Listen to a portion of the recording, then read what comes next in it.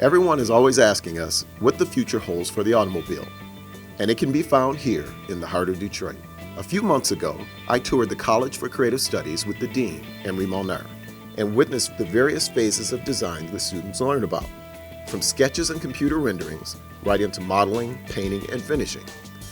These students are executing design that are influencing automakers and setting the stage for our future modes of transportation. Every year, the College for Creative Studies hosts a student show.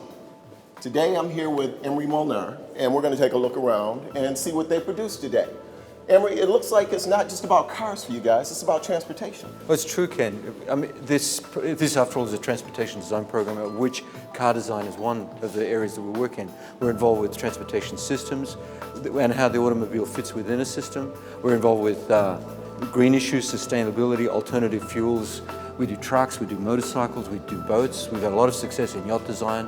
I know the last time we were here, you told me this was a Lincoln project. Correct, yes. So tell me a little bit about the sponsorships. Well, you know, the sponsored projects, they're research projects that are supported by the industry, and we work together with the sponsoring organization to package their objectives into what makes sense for our students in terms of learning. Typically, the principal objective for the client or the sponsor is to observe a group of students under pressure working in a studio environment to see if they want to hire them, basically. So speaking of students, I know that you have students who are here who worked on the Lincoln projects.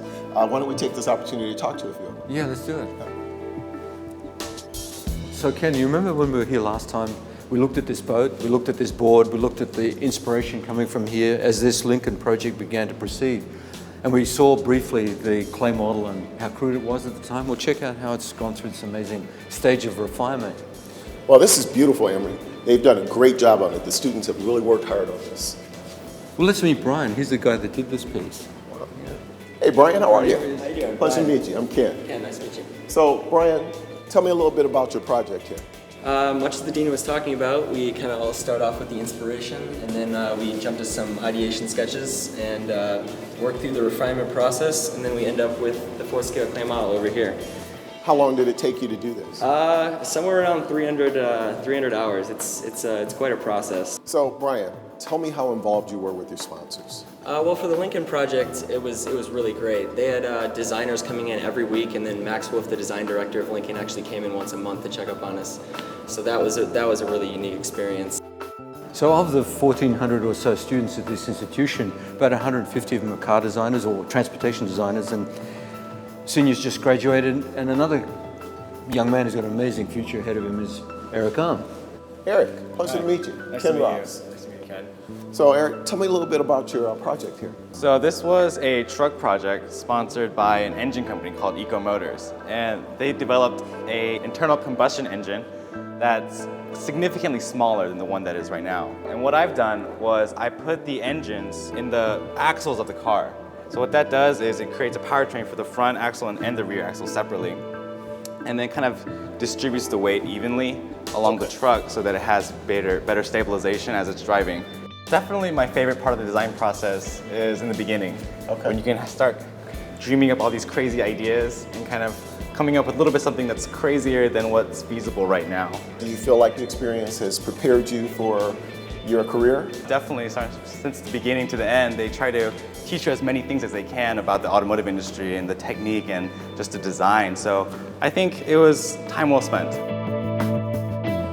Well, I'm here with another student, Alex McGowan, a recent graduate of CCS. Alex, tell me a little bit about your project. Well, this is the project we did for Lincoln. They came in, sponsored a studio. Basically, they gave us a design brief that just said they wanted to see our vision for Lincoln about 10 years into the future. And so basically my vision for Lincoln was to move the entire brand more upmarket, make it so that the Lincoln brand really competes head-to-head with like BMW, Mercedes, you know, the true luxury brands.